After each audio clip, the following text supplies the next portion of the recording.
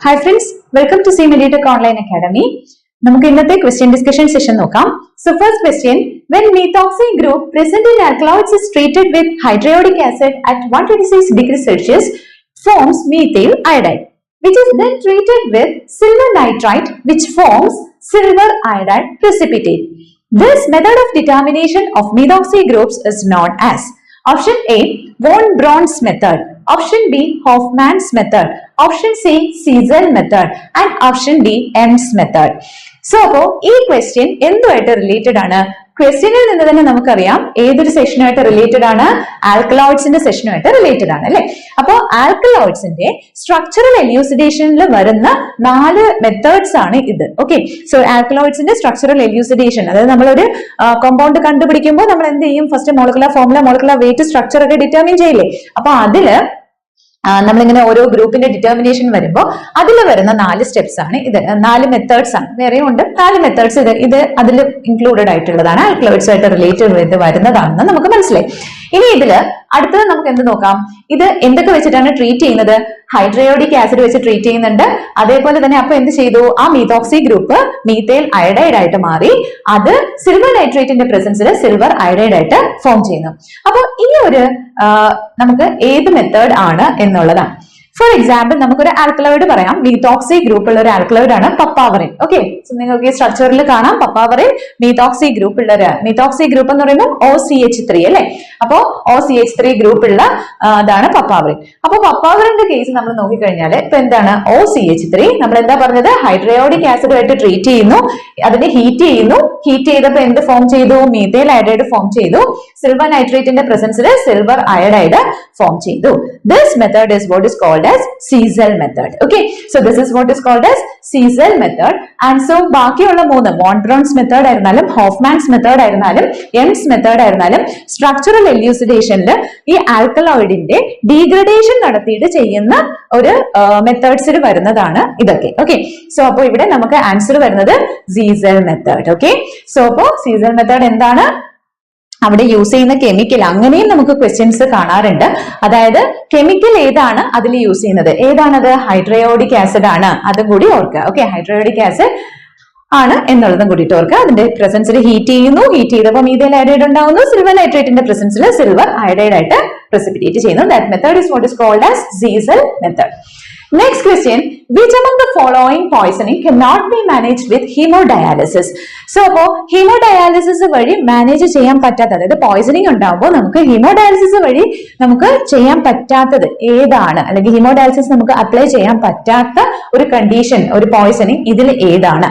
Option A methanol, option B digoxin, option C salicylate and option D barbiturate. Okay, so അപ്പോ hemodialysis നമുക്ക് ചെയ്യാതിരിക്കേണ്ട കേസാണ്, ചെയ്യുന്ന കേസല്ല, ചെയ്യാതിരിക്കേണ്ട കേസാണ് സാധാരണ നമുക്ക് ക്വസ്റ്റ്യൻസിൽ കൂടുതലും കാണാറുള്ളത്. ഓക്കെ, അപ്പൊ നമുക്കത് ഓർക്കാനായിട്ട് എന്ത് ചെയ്യാം? ഒരു നിമോണിക് ഉപയോഗിക്കാം. Okay, avoid dialysis. Okay, AVOID dialysis. നമ്മൾ ഡയാലിസിസ് ചെയ്യാൻ പറ്റില്ല എന്നല്ലേ ചോദിക്കുന്നത്? അപ്പൊ നമുക്ക് ആ കോഡും കറക്റ്റ് ആയിട്ട് ഓർക്കാം അല്ലെ. Avoid dialysis. Avoid dialysis, that is A stands for amphetamine. Amphetamine എന്ന് പറയുന്നത് ഒരു CNS stimulant drug ആണ് അല്ലെ. Amphetamine. B stands for verapamil. Okay, calcium channel blocker, verapamil. Then O stands for opioids as well as some organophosphates. Okay, organophosphate poisoning also. Opioids. Okay. Then next I stands for this avoid. Okay, I stands for imipramine, which is a tricyclic antidepressant drug. Then next it is the digitalis, that is digoxin. And finally dialysis, that is diazepam, that is the benzodiazepines. Okay, so this, if you remember this a mnemonic, it will be easy for you to remember the drugs which cannot be managed, whose poisoning cannot be managed with hemodialysis. Okay, so appo namukku dialysis vadi avade useful avathe, poisoning il useful avathe drugs, especially namukku question il koodalum kaanarullathu digoxin ന്റെ case ഒക്കെയാണ് നമുക്ക് കൂടുതലും കാണാറുള്ളത്. Okay, digoxin, ഡയസിപാം, amphetamine, ഇതൊക്കെ ഒന്ന് ഓർക്കുക. Okay, അപ്പൊ ഇത് നമ്മുടെ 2020 കേരള PSC അനലിസ്റ്റിന്റെ എക്സാമിന് ചോദിച്ച ക്വസ്റ്റ്യൻ ആണ്. അന്ന് ചോദിച്ചിരുന്നത് പോയിസണിങ്, നമുക്ക് എന്താ ഏത് ഡ്രഗ്സിന്റെ പോയിസണിങ് ആണ് നമുക്ക് താഴെ തന്നിരിക്കുന്നതിൽ ബാക്കിയുള്ളതെല്ലാം ചെയ്യാൻ പറ്റും, എക്സെപ്ഷൻ ഏതാണ് എന്നുള്ള രീതിക്കായിരുന്നു ക്വസ്റ്റ്യൻ വന്നിരുന്നത്. അപ്പൊ നമ്മുടെ ക്വസ്റ്റ്യൻ ഇതാണ്, എന്തായിരുന്നു? Which among the following poisoning cannot be managed with hemodialysis? അപ്പൊ നമുക്കൊന്ന് ഓർത്ത് നോക്കാം. അവോയ്ഡ് ഡയാലിസിസിലെ ആംഫിറ്റമിൻ, പിന്നെ അതേപോലെ തന്നെ വെറാപാമിൻ, opioids, then next I, that is imipramine, and then digoxin. That digoxin is here, right? Okay, so digoxin, then next it is the diazepam. Okay, so remember the case digoxin. ബാക്കി സാലിസിലേറ്റ്സ് ഒക്കെ നമ്മൾ usually നമ്മൾ undergo ചെയ്യുന്നതാണ്. ഈ poisoning ഒക്കെ ആയിട്ട് relate ചെയ്യുമ്പോൾ സാലിസിലേറ്റ്സും ബാർബിറ്റുറേറ്റ്സിനും ഒക്കെ നമുക്ക് യൂഷ്വലി ഫോളോ ചെയ്യുന്ന മെത്തേഡാണ് ഇത് haemo dialysis. Okay, so here the answer is digoxin. Then next, the properties of solutions containing surfactants changes sharply over a narrow concentration range and are called as. Okay, so the properties of solution containing surfactants changes sharply over a narrow concentration range and are called as. Option A, surface tension. Option B, colligative properties. Option C, CMC or critical missile concentration. Then option D, ionic concentration. So ഇവിടെ നമുക്ക് എന്തുമായിട്ട് related ആണ്? സർഫാക്റ്റന്റുമായിട്ട് related ആണ് അല്ലെ? സർഫാക്റ്റൻസുമായിട്ട് related ആണ്. എന്തോ ഒരു നമ്മുടെ properties of solutions containing surfactant changes sharply over a narrow concentration range. Okay, over a narrow concentration range എത്തുമ്പോഴത്തേക്ക് എന്ത് ചെയ്യുന്നുണ്ട്? ഈ സർഫാക്റ്റൻസിന്റെ പ്രോപ്പർട്ടീസിൽ എന്തോ ചേഞ്ച് വരുന്നുണ്ട്. ദാറ്റ് ഫിനോമിനൻ അല്ലെങ്കിൽ that is what is called as. Okay, അതാണ് ക്വസ്റ്റ്യൻ. അപ്പൊ നമുക്ക് ഇവിടെ ഓപ്ഷൻസ് ഉള്ളത് surface tension, colligative properties, CMC as well as ionic concentration. ഇപ്പൊ സർഫസ് ടെൻഷൻ എന്ന് പറഞ്ഞാൽ എന്താണ്? സർഫസ് ടെൻഷൻ എന്ന് പറഞ്ഞു കഴിഞ്ഞാല് നമ്മുടെ ഇപ്പൊ ഒരു കൺസിഡർ ചെയ്യാം, ഒരു മോളിക്യൂൾ ഉണ്ടെന്നുണ്ടെങ്കിൽ ആ മോളിക്യൂളിന് ചുറ്റും എപ്പോഴും ഇങ്ങനെ ഫോഴ്സസ് ഉണ്ടാവും അല്ലെ? അപ്പോ അതില് ഒരു ഫോഴ്സ് നമ്മുടെ സർഫസിൽ ആക്ട് ചെയ്യുന്ന ടെൻഷനെയാണ് നമ്മൾ എന്തെന്ന് പറയുന്നത്? സർഫസ് ടെൻഷൻ എന്ന് പറയുന്നത്. Okay, that is A force. കാരണം അവിടെ വരുന്നതെന്ന് വെച്ച് കഴിഞ്ഞാൽ കൊഹസീവ് ഫോഴ്സ് ഇങ്ങോട്ടേക്ക് വരാനായിട്ട്, കൊഹസീവ് ഫോഴ്സ് എന്ന് പറഞ്ഞാൽ ലൈറ്റ് മോളിക്യൂൾസ് തമ്മിലുള്ള അട്രാക്റ്റീവ് ഫോഴ്സ്, അത് ഇവിടെ വരുന്നില്ല, ആ സർഫസിൽ വരുന്നില്ല. Okay, so that is what is surface tension. അപ്പൊ ആ ഒരു അത് കാരണം എന്ത് ചെയ്യുന്ന വെച്ച് കഴിഞ്ഞാൽ ഈ ഒരു സർഫസ് ടെൻഷൻ എന്താ ചെയ്യുന്നത്? ഈ മോളിക്യൂൾസിന്റെ ആ ഒരു സർഫസ് ഏരിയ കുറച്ച് എങ്ങനെയും ചെറിയൊരു രീതിക്ക് ഇരിക്കാനാണ് നമ്മൾ സഹായിക്കുന്നത്. അപ്പൊ ആ ഒരു മോളിക്യൂളിനെ സഹായിക്കാം. അപ്പൊ അതിനെയാണ് നമ്മൾ എന്തെന്ന് പറയുന്നത്? സർഫസ് ടെൻഷൻ എന്ന് പറയുന്നത്. അതവിടെ നിൽക്കട്ടെ. ഇനി അടുത്തത് നമ്മുടെ അടുത്ത ഓപ്ഷൻ എന്തായിരുന്നു? Colligative properties. കൊളിഗേറ്റീവ് പ്രോപ്പർട്ടീസ് എന്ന് പറഞ്ഞാൽ എന്താണ്? നമുക്കൊരു സൊല്യൂഷൻ ഉണ്ടെങ്കിൽ ആ സൊല്യൂഷനിൽ എത്രമാത്രം പാർട്ടിക്കിൾസ് ഉണ്ട് എന്നതിനെ ഡിപ്പെൻഡ് ചെയ്യുന്ന കുറച്ച് പ്രോപ്പർട്ടീസ് ഉണ്ട്. സൊല്യൂഷനിലെ പാർട്ടിക്കിൾസിന്റെ നമ്പറിനെ ഡിറ്റർമിൻ ചെയ്യുന്ന പ്രോപ്പർട്ടീസ്, അതിനെയാണ് നമ്മൾ കൊളിഗേറ്റീവ് പ്രോപ്പർട്ടീസ്. അതായത് അത് വേരി ചെയ്യുന്നത് ഈ നമ്പർ ഓഫ് പാർട്ടിക്കിൾസിന്റെ variation അനുസരിച്ചിട്ടായിരിക്കും.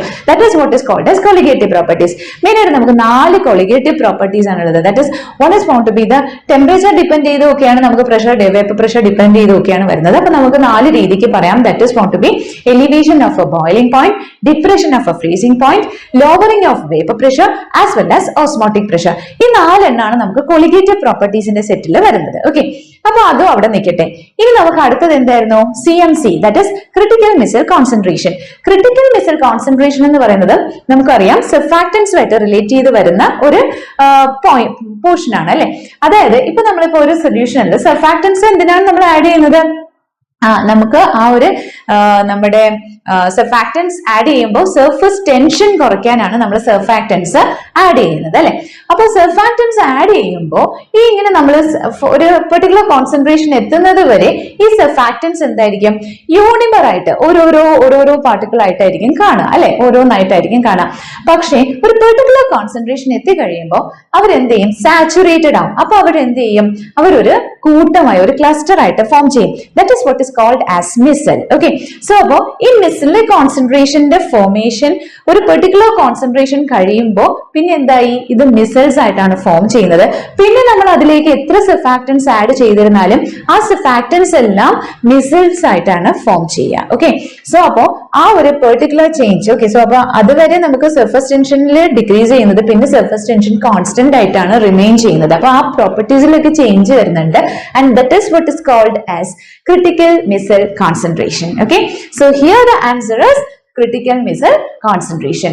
So appo idinte answer endana varunathu? That is the properties will be changing sharply over a narrow concentration range alle, adana critical missile concentration. ഇനി next വരുന്നത് which among the following drug combination is contraindicated? നമുക്ക് കൊടുക്കാൻ പാടില്ല, ഒരുമിച്ച് കൊടുക്കാൻ പാടില്ലാത്ത drug combination ഏതൊക്കെയാണ്? Option A telmisartan and levetiracetam, option B nitroglycerin and sildenafil, option C amoxicillin and clavulanic acid, option D pyrimethamine and sulfadoxine. So അപ്പൊ നമുക്ക് തന്നെ ഇതൊന്ന് അനലൈസ് ചെയ്ത് നോക്കാം. അതായത് ടെൽമിസെർട്ടാൻ ആൻഡ് ലെവിറ്റിറാസിറ്റം, നമ്മൾ ടെൽമിസെർട്ടാൻ ആകുമ്പോഴത്തേക്കും നമ്മുടെ ആൻജിയോടെൻസിൻ റിസപ്റ്റർ ബ്ലോക്കർ ഡ്രഗ് ആണ്. ടെൽമിസെർട്ടാൻ BP കുറയ്ക്കാൻ കൊടുക്കാം. അപ്പോൾ ലെവിറ്റിറാസിറ്റം ആകുമ്പോഴത്തേക്കും ആന്റിസീഷ്യർ ഡ്രഗ് ആണ്, കോമൺലി കൊടുക്കാറുള്ളതാണ്. So there is no probs. ഇനി നെക്സ്റ്റ് വരുന്നത് നൈട്രോഗ്ലിസറിനും സിൽഡനാഫിലും തമ്മിലുള്ള കണ്ടീഷനാണ്, അതവിടെ നിൽക്കട്ടെ. ഇനി നെക്സ്റ്റ് വരുന്നത് എമോക്സിൻ ക്ലാവലാനിക് ആസിഡ്. എമോക്സിസിലിൻ ഒരു പെൻസിലിൻ ഡെറിവേറ്റീവ് ആണ് അല്ലെ. അപ്പോൾ എമോക്സിസിലിൻ ഒരു പെൻസിലിൻ ഡ്രഗ് ആണ്, അത് ആന്റിബയോട്ടിക് ആണ്. അതിന് നമ്മൾ റെസിസ്റ്റൻസ് അല്ലെങ്കിൽ നമ്മുടെ എന്താ പറയാ ഈ ലാക്ടമേസ് ഇൻഹിബിറ്റർ ആയിട്ടുള്ള ഡ്രഗ് ആണ് ഏത്? ക്ലാവലാനിക് ആസിഡ് അല്ലെ. അപ്പോൾ റെസിസ്റ്റൻസ് കുറയ്ക്കാൻ വേണ്ടി സഹായിക്കുന്നത് നമ്മൾ കോമൺലി കാണുന്നതാണ് മോക്സ് ക്ലാവ്, അത് പറയാം. നെക്സ്റ്റ് വരുന്നത് പൈറിമെഥമിൻ ആൻഡ് സൾഫാഡോക്സിൻ. പൈറിമെഥമിനും സൾഫാഡോക്സിനും എന്താണ് ആ ഒരു കോമ്പിനേഷൻ എന്ന് പറയുന്നതാണ് നമ്മുടെ ഫാൻസിഡാർ എന്ന് പറയുന്ന ബ്രാൻഡ് നെയിമിൽ നമ്മൾ കോമൺലി കാണുന്നത് അല്ലെ. മലേറിയക്ക് വേണ്ടിയിട്ട് യൂസ് ചെയ്യുന്ന ഒരു കോമ്പിനേഷൻ ഡ്രഗ് ആണ് പൈറിമെഥമിനും സൾഫാഡോക്സിനും, and that is what is called as Fansidar. Okay, Fansidar combination ആണ് ഇത്. ഇതൊക്കെ ഇമ്പോർട്ടന്റ് ആണ് കേട്ടോ, നമ്മുടെ കുറച്ച് ഹൈ ലെവൽ കോമ്പറ്റേറ്റീവ് എക്സാംസിനൊക്കെ ചോദിച്ച് കാണാറുള്ളതാണ്. ഫാൻസിഡാർ എന്ന് പറയുന്നത് പൈറിമെഥമിൻ സൾഫാഡോക്സിൻ കോമ്പിനേഷൻ ആണ്, and that is what used as a anti malarial combination drug. Okay, അപ്പൊ ഇനി ഇതിൽ നമ്മൾ നോക്കാത്തൊരു സെക്ഷൻ ഉണ്ടായിരുന്നു, ഏതാണത്? നൈട്രോഗ്ലിസറിനും സിൽഡനാഫിലും. ഓക്കെ, അതൊന്ന് നമുക്ക് നോക്കാം. അപ്പൊ നൈട്രോഗ്ലിസറിൻ എന്ന് പറയുന്നത് നമുക്കറിയാം ആന്റി അഞ്ചൈനൽ ഡ്രഗ് ആണ്. സിൽഡനാഫിൽ എന്ന് പറയുന്നത് ഏതാണ്? ഫോസ്ഫോഡയസ്ട്രേസ് 5 ഇൻഹിബിറ്റർ ആണ്, and that is actually used for the treatment of erectile dysfunction. Okay, in males erectile dysfunction വേണ്ടിയിട്ടാണ് യൂസ് ചെയ്യുന്നത്. അപ്പൊ ഫസ്റ്റ് നമുക്ക് അതിന്റെ ഒരു അപ്പൊ അത് രണ്ടും കൂടി ഒരുമിച്ച് കൊടുക്കാൻ പാടില്ല. കാരണം എന്താണ്? സിവിയർ ആയിട്ട് പേഷ്യന്റിന് ഹൈപ്പോടെൻഷൻ ഉണ്ടാവും. കാരണം എന്താണ്? നൈട്രേറ്റ്സ് നമുക്കറിയാം ആന്റി അഞ്ചൈനൽ ഡ്രഗ് ആണ് നൈട്രേറ്റ്സ് അല്ലെ, വാസോഡൈലേറ്റഡ് ഡ്രഗ് ആണ്. അപ്പൊ ഈ നൈട്രേറ്റ്സ് എന്താ ചെയ്യാന്ന് വെച്ച് കഴിഞ്ഞാൽ നൈട്രിക് ഓക്സൈഡ് റിലീസ് ചെയ്യും. Okay, nitrates nitric oxide release ചെയ്യും. ഈ നൈട്രിക് ഓക്സൈഡ് എന്ത് ചെയ്യും? ഗ്വാനിലൈൽ സൈക്ലേസിനെ ആക്ടിവേറ്റ് ചെയ്യുകയും GTP സൈക്ലിക് GMP ആയിട്ട് കൺവേർട്ട് ചെയ്യുകയും ചെയ്യും. ഓക്കെ, നൈട്രിക് ഓക്സൈഡ് നിന്നിട്ട് സൈക്ലിക് GMP ആയിട്ട് കൺവേർട്ട് ചെയ്യാനായിട്ട് ഗ്വാനിലൈൽ സൈക്ലേസ്, ഈ എൻസൈം ഒക്കെ നമുക്ക് വേറെ ക്വസ്റ്റ്യൻസിൽ നമ്മൾ ഡിസ്കസ് ചെയ്യുമ്പോൾ കാണാം, അതൊക്കെ ഇമ്പോർട്ടന്റ് ആണ്. ഗ്വാനിലൈൽ സൈക്ലേസിന്റെ എൻസൈമിനെയാണ് അത് ആക്ടിവേറ്റ് ചെയ്യുന്നത്. അതുവഴി GTP CGMP ആവുന്നു. ഈ CGMP ആണ് എന്ത് ചെയ്യുന്നത്? ആക്ടിൻ മയോസിൻ കോമ്പിനേഷൻ നമ്മൾ പറഞ്ഞായിരുന്നു, വാസോഡൈലേറ്റഡ് ഡ്രഗ് ആണ് നൈട്രേറ്റ്സ് അഥവാ നൈട്രിക് ഓക്സൈഡിനെ റിലീസ് ചെയ്യുന്നതുകൊണ്ട് എന്തായാലും വാസോഡൈലേറ്റഡ് ഡ്രഗ് ആണ് അല്ലെ. അപ്പോ ഇതെന്ത് ചെയ്യും? ആക്ടിൻ മയോസിൻ കോമ്പിനേഷനെ സെപ്പറേറ്റ് ചെയ്യുകയും അങ്ങനെ വാസോ റിലാക്സേഷൻ സംഭവിക്കുകയും ചെയ്യും. ഓക്കെ, സോ അപ്പോ ഇതാണ് ആക്ച്വലി സംഭവിക്കുന്നത്. അപ്പൊ ഇവിടെ ഈ CGMP ഫോസ്ഫോഡയസ്ട്രേസിന്റെ പ്രസൻസിലാണ് അത് ഡീഗ്രേഡഡ് ആയി പോകുന്നത്, അല്ലെങ്കിൽ GMP ആയിട്ട് കൺവേർട്ടഡ് ആയി പോകുന്നത്. അപ്പൊ നമ്മൾ കൊടുക്കുന്ന ഡ്രഗ് ഏതാണ്? സിൽഡനാഫിൽ ആണ് അല്ലെ. സിൽഡനാഫിൽ ഇതിനെ ഇൻഹിബിറ്റ് ചെയ്യുകയാണ് ചെയ്യുന്നത്. അപ്പൊ എന്ത് ചെയ്യും? സൈക്ലിക് GMPയുടെ ലെവല് ഒരുപാട് കൂടും. അപ്പൊ എന്ത് പറ്റും? റിലാക്സേഷനും ഒരുപാട് നടക്കും. അതുവഴി എന്ത് ചെയ്യും? വാസോഡൈലേഷൻ ഒരുപാട് നടക്കുന്നത് വഴി സിവിയർ ഹൈപ്പോടെൻഷൻ പേഷ്യന്റിന് ഉണ്ടാവും. ഓക്കെ, BP വളരെയധികം കുറഞ്ഞു പോകും. അപ്പൊ അതുകൊണ്ട് നമ്മൾ എന്ത് ചെയ്യാൻ പാടില്ല? നൈട്രോഗ്ലിസറിനും സിൽഡനാഫിലും ഒരുമിച്ച് എടുക്കാൻ പേഷ്യന്റിന് പറ്റത്തില്ല. ഓക്കെ, സിൽഡനാഫിലും നൈട്രോഗ്ലിസറിൻ എടുക്കുന്ന പേഷ്യന്റിന് സിൽഡനാഫിൽ രണ്ടും ഒരുമിച്ച് അഡ്മിനിസ്റ്റർ ചെയ്യാൻ പാടില്ല. ഓക്കെ, സോ അപ്പോ ഇതാണ് കേസ് വരുന്നത്. എന്താണ് കോൺട്രാഇൻഡിക്കേഷൻ? നൈട്രോഗ്ലിസറിൻ സിൽഡനാഫിൽ. ഓക്കെ, കോമൺലി കാണുന്നതാണ്. അപ്പൊ അതിന്റെ മെക്കാനിസം കൂടി നമ്മളൊന്ന് ഓർത്തു വെച്ചിരുന്നാൽ നമുക്ക് തിരിച്ചും പോകത്തില്ല. Okay, next question. As per DNC act schedule N is related with. Schedule N എന്ന് പറയുന്നത് തന്നെ നമുക്ക് N വെച്ചിട്ട് തന്നെ അറിയാം അല്ലെ. Need that is requirements in a pharmacy അല്ലെ. what is needed in a pharmacy അതാണ് schedule N related with what is needed in a pharmacy. അപ്പൊ നമുക്ക് ഓപ്ഷൻസ് നോക്കാം. Option A, list of maximum equipments for efficient running of a pharmacy. Option B, area for opening retail pharmacy. Option C, area required to open wholesale drugstore. And option D, list of minimum equipments for a efficiently running pharmacy. Okay, so ഇവിടെ നമുക്ക് എന്തുണ്ട്, നമ്മൾ already പറഞ്ഞു need for A pharmacy അല്ലെ, ഫാർമസിക്ക് requirements ആണ് നമ്മൾ പറയുന്നതെന്ന് പറഞ്ഞു. അപ്പൊ അവിടെ തന്നെ എന്ത് ശ്രദ്ധിക്കാനുണ്ട്, ഇവിടെ രണ്ട് ഓപ്ഷൻസിലും equipments for efficiently running pharmacy ആണ് വരുന്നത് അല്ലെ. അപ്പൊ ഇവിടെ നമുക്ക് എന്താണ് നോക്കാനുള്ളത്, മിനിമം ആണോ മാക്സിമം ആണോ എന്നുള്ളതാണ് അവിടെ നമുക്ക് അറിയാനുള്ളത്. List of minimum equipments that is required for running a pharmacy. Okay, അതാണ് ഷെഡ്യൂൾ എൻ എന്നുള്ളത് ഓർക്കുക. Okay, list of minimum equipments required for running a pharmacy efficiently. Okay, so that is what is schedule N. ഇനി next one, which among the following is an alpha blocker? Alpha blocker drug ഏതാണ്? Option A losartan, option B prazosin, option C diazoxide and option D metoprolol. അപ്പൊ ഏത് drug ആണ് ലോസാർട്ടാൻ? ലോസാർട്ടാൻ എന്ന് പറയുന്നത് സർട്ടാൻ derivative, സർട്ടാനിൽ എന്ത് ചെയ്യുന്നതെല്ലാം തന്നെ എന്താണ്, ആൻജിയോടെൻസിൻ റിസപ്റ്റർ ബ്ലോക്കേഴ്സ് ആണ് അല്ലെ, ആന്റി ഹൈപ്പർടെൻസീവ് ഡ്രഗ് ആണ്. അപ്പൊ ലോസാർട്ടാൻ അവിടെ നിൽക്കട്ടെ. ഇനി നെക്സ്റ്റ് അടുത്തത് പ്രസോസിൻ. പ്രസോസിൻ എന്താണ്? പ്രസോസിൻ, ടെറാസോസിൻ, ഡോക്സസോസിൻ, ടാംസലോസിൻ, ആൽഫസോസിൻ ഒക്കെ നമുക്ക് ഏതാണ് വരുന്നത്, ആൽഫ 1 ബ്ലോക്കർ ആണ് അല്ലെ. അപ്പൊ നമുക്ക് ഇവിടെ ആൻസർ കിട്ടിക്കഴിഞ്ഞു, ആൽഫ ബ്ലോക്കർ ഏതാണ്, പ്രസോസിൻ ആണ്. ഇനി നെക്സ്റ്റ് വരുന്നത് ഡയസോക്സൈഡ്. ഡയസോക്സൈഡ് എന്തിനുള്ള ഡ്രഗ് ആണ്? ഡയസോക്സൈഡ് എന്ന് പറയുമ്പോൾ അതൊരു വാസോ ഡയലേറ്റഡ് ഡ്രഗ് ആണ്, നമുക്ക് ആന്റി അൻചൈനൽ എഫക്റ്റിന് വേണ്ടി കൊടുക്കുന്നത് വാസോ ഡയലേറ്റഡ് ഡ്രഗ് ആണ് ഡയസോക്സൈഡ്. അതേപോലെ തന്നെ മെയിൻലി അതിന്റെ എഫക്ട് വരുന്നത് എവിടെയാണ്, അത് നമുക്ക് ഹൈപ്പർ ഗ്ലൈസീമിയക്ക് വേണ്ടിയിട്ട് യൂസ് ചെയ്യാം. അതായത് ഷുഗർ കുറഞ്ഞു പോകുന്ന കണ്ടീഷനിൽ, ഹൈപ്പോ ഗ്ലൈസീമിക് കണ്ടീഷനിൽ ഷുഗർ കൂട്ടാൻ വേണ്ടിയിട്ട് യൂസ് ചെയ്യുന്ന ഡ്രഗ് ആണ് ഏത്, ഡയസോക്സൈഡ്. ഓക്കെ, സോ ഡയസോക്സൈഡ് ഇൻസുലിന്റെ റിലീസിനെ കുറയ്ക്കുകയും അതുവഴി എന്ത് ചെയ്യും, ഷുഗർ ഗ്ലൂക്കോസ് കൂടും. ഓക്കെ, സോ അപ്പൊ ഗ്ലൂക്കോസ് കൂടും. അപ്പൊ അതാണ് ഹൈപ്പർ ഗ്ലൈസീമിക് ഏജന്റ് ആണ് ഡയസോക്സൈഡ്. ഓക്കെ, ഇനി നെക്സ്റ്റ് വരുന്നത് മെറ്റപ്രലോൾ. മെറ്റപ്രലോൾ എന്താണ്, ബീറ്റ 1 ബ്ലോക്കർ ആണ് അല്ലെ. നമുക്ക് ബീറ്റ 1 ബ്ലോക്കേഴ്സിനെ റിമെമ്പർ ചെയ്യാനായിട്ടുള്ള ഒരു കോഡ് ഉണ്ടായിരുന്നു, നമ്മൾ ക്ലാസ്സിൽ പറഞ്ഞിട്ടുള്ളതാണ്. അത് എന്താണത്, ഭാമെ എന്ന് പറഞ്ഞിട്ട് നമുക്ക് ഓർക്കാം. അപ്പൊ അതിൽ വരുന്നുണ്ട് M, that is found to be metoprolol. Okay, so that is a selective beta 1 blocker. അപ്പൊ ഇത്രയാണ് നമുക്ക് ആ ക്വസ്റ്റ്യനിൽ നിന്ന് കിട്ടിയത് പോയിന്റ്സ്. നെക്സ്റ്റ് വരുന്നത്, which among the following is bioactive form of naproxen has a higher anti-inflammatory activity? എന്താണ് naproxen? Naproxen ഒരു ആന്റി ഇൻഫ്ലമേറ്ററി ഡ്രഗ് ആണ് അല്ലെ, NSAID ഡ്രഗ് ആണ് അല്ലെ നാപ്രോക്സൻ. അപ്പൊ നാപ്രോക്സൻ NSAID ഡ്രഗ് ആണ്. ഇനി നമ്മുടെ ക്വസ്റ്റ്യൻ എന്താണ്, ഇതിന്റെ കെമിക്കൽ ഫോം തന്നിട്ടുണ്ട്, ഇതിൽ ഏതിലാണ്, ഇതിന്റെ ഇനാൻഷിയോമേഴ്സ് ആണ്, എസ് മാർക്ക് കാണുമ്പോൾ തന്നെ അറിയാം ഇനാൻഷിയോമേഴ്സ് ആണ് തന്നിരിക്കുന്നത്. അപ്പോ ഇതില് ഏതിനാണ് ആന്റി ഇൻഫ്ലമേറ്ററി ആക്ടിവിറ്റി കൂടുതല്? അപ്പോ അതിന് ഫസ്റ്റ് നമുക്ക് നോക്കാം. സോ അപ്പൊ ഇതെല്ലാം എസും ആറും വെച്ചിട്ട് നമുക്ക് ഇനാൻഷിയോമേഴ്സിന് തന്നിരിക്കുന്നതാണ്. അപ്പൊ അതില് 6-methoxy, നമ്മുടെ ഓപ്ഷൻ എയും ബിയും എന്ന് പറഞ്ഞു കഴിഞ്ഞാൽ 6-methoxy alpha methyl two naphthalene acetic ആസിഡും ഇതാണെങ്കിൽ അതിന്റെ ആർ ഫോം. ഇനി ഓപ്ഷൻ സി ആണെങ്കിൽ എന്താണ്, 4-methoxy alpha methyl two naphthalene acetic ആസിഡും അതിന്റെ തന്നെ ആർ ഫോമും ആണ് അല്ലെ. അപ്പൊ ഇതില് ഓർക്കാനുള്ളത് എന്താണ്, ഫസ്റ്റ് നമുക്ക് ഈ 4 ഓപ്ഷൻസ് ഈ നാപ്രോക്സന്റെ സ്ട്രക്ചറുമായിട്ട് റിലേറ്റ് ചെയ്ത് വരുന്നത് ആദ്യം നോക്കാം. അതായത് alpha methyl two naphthalene acetic acid തന്നെയാണ് സംഭവം വരുന്നത്. നാപ്രോക്സൻ എന്ന് പറയുമ്പോഴത്തേക്കും 6-methoxy alpha methyl two naphthalene acetic acid ആണ് എന്നുള്ളത് ആദ്യം ഓർക്കുക. ഓക്കെ, സോ അപ്പോ നാപ്രോക്സൻ എന്താണ്, 6th പൊസിഷനിൽ ഒരു മീതോക്സി ഗ്രൂപ്പ് ഉണ്ട്. നാപ്രോക്സന്റെ കേസിൽ 6th പൊസിഷനിൽ ഒരു മീതോക്സി ഗ്രൂപ്പ് ഉണ്ട് നാപ്രോക്സൻ. ഇതൊക്കെ നമുക്കിങ്ങനെ ജസ്റ്റ് ഓർത്ത് വെക്കാം. മീതോക്സി ഗ്രൂപ്പ് 6th പൊസിഷനിൽ ഉണ്ട് എന്നുള്ളത് ഓർക്കുക. ഓക്കെ, സോ അപ്പോ 6th പൊസിഷനിൽ മീതോക്സി ഗ്രൂപ്പ് ഉണ്ടെന്ന് പറഞ്ഞു. Alpha methyl two naphthalene acetic acid ആണെന്ന് പറഞ്ഞു. ഇനി ഇതിന്റെ ഏത് ഇനാൻഷിയോമർ, അപ്പൊ ഇത് രണ്ടിൽ ഏതോ ഒന്നാണെന്നുള്ളത് നമുക്കറിയാം. ഇനി ഇതിൽ ഏത് ഇനാൻഷിയോമറിനാണ് ഏറ്റവും കൂടുതൽ ആന്റി ഇൻഫ്ലമേറ്ററി എഫക്ട് വരുന്നതെന്ന് വെച്ച് കഴിഞ്ഞാൽ എസ് ഇനാൻഷിയോമറിനാണ്. ഓക്കെ, എസ് ഇനാൻഷിയോമറിനാണ് ഒരു 28 to 30 times more anti inflammatory activity ഉള്ളത് എസ് ഫോമിനാണ്. ഓക്കെ, സോ അപ്പോ അത് പഠിച്ചു വെക്കുക.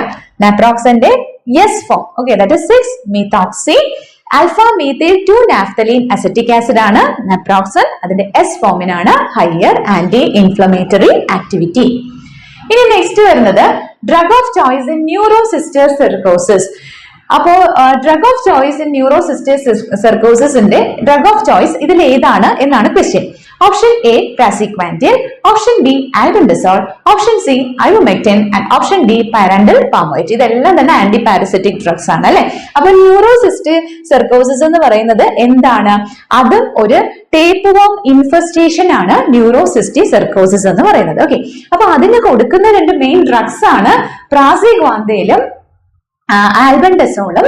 ഈ ന്യൂറോസിസ്റ്റിക് സർക്കോസിസിന് കൊടുക്കുന്ന രണ്ട് ഡ്രഗ്സ് ആണ് പ്രാസിക്വാൻഡയിലും ആൽബൻഡസോളും. അപ്പൊ ഇനി അതിലേതാണ് ഡ്രഗ് ഓഫ് ചോയ്സ് ആയിട്ട് വരിക? That is albendazole. Okay, albendazole ആണ്. ഇതൊരു ടേപ്പ് വോം ഇൻഫെസ്റ്റേഷൻ ആണ്. ഈ ന്യൂറോസിസ്റ്റിക് സർക്കോസിസ് എന്ന് പറയുന്നത് ഒരു ടേപ്പ് വോം ഇൻഫെസ്റ്റേഷൻ ആണ്. അപ്പൊ അതിൽ നമുക്ക് ഈ രണ്ട് ഡ്രഗ്സും കൊടുക്കാം.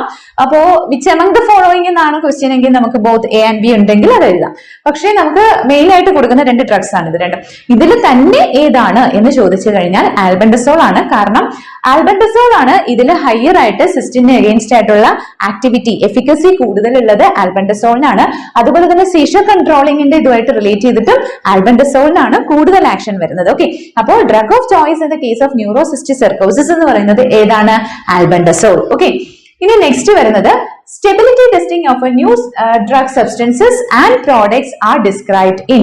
സ്റ്റെബിലിറ്റി ടെസ്റ്റിംഗുമായിട്ട് റിലേറ്റ് ചെയ്തിട്ടാണ്. ഓക്കെ, സോ ഇവിടെ ക്വസ്റ്റ്യൻ എന്തുമായിട്ട് റിലേറ്റ് ചെയ്തിട്ടാണ്? സ്റ്റെബിലിറ്റി ടെസ്റ്റിംഗുമായിട്ട് റിലേറ്റ് ചെയ്തിട്ട് ഏതിലാണ് നമുക്ക് ഗൈഡ് ലൈൻസ് വരുന്നത് എന്നാണ്.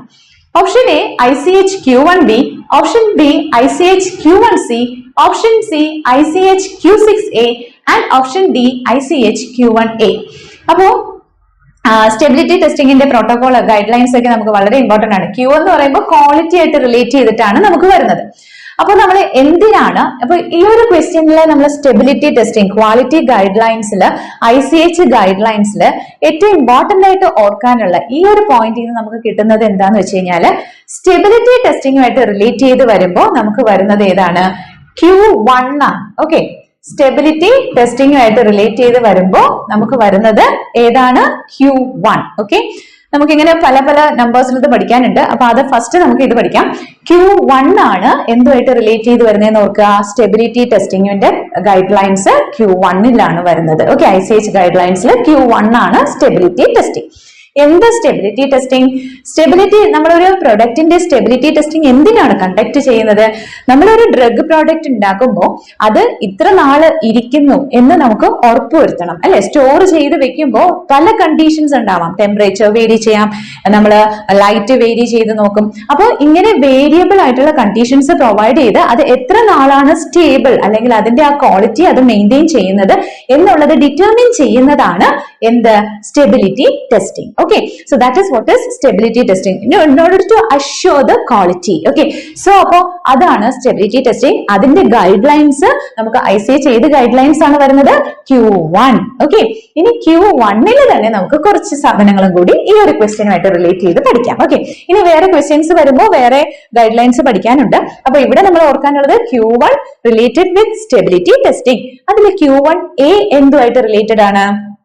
Stability testing of new drug substances and products. Okay, stability testing of new drug substances and products. അപ്പൊ നമുക്ക് ആൻസർ കിട്ടിയല്ലേ? Q1A. Okay, option D Q1A ആണ് നമുക്ക് ഇതിന്റെ ആൻസർ ആയിട്ട് വരിക. ഓക്കെ, ഇനി നെക്സ്റ്റ് Q1B എന്ന് പറയുന്നത് എന്താണ്?